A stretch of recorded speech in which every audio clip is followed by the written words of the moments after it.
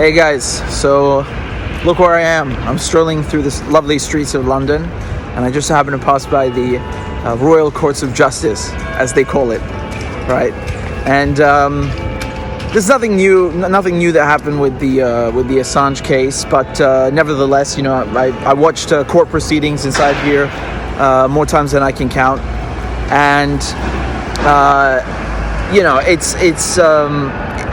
it's quite mesmerizing, isn't it? You know, most people that come here to London, especially the tourists, they look at this and they're like, oh my God, it's Harry Potter, right?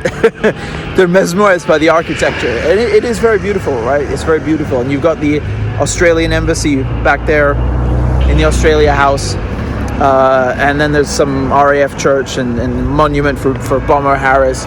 And these buildings do look very nice, right? They're quite beautiful.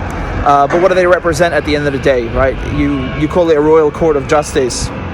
Is that true? What's happening inside the building? What's happening inside all these buildings? It's quite evil. It's quite ugly, right? And I've seen that on a regular basis. And this is exactly where they decided to extradite Julian Assange, right? They overturned the decision.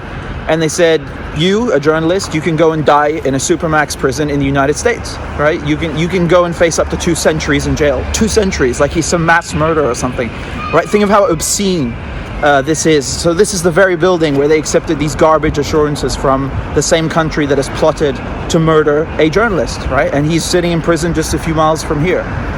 So very beautiful building, very nice architecture. But it's a royal court of injustice, and always will be, right? Very important to point that out.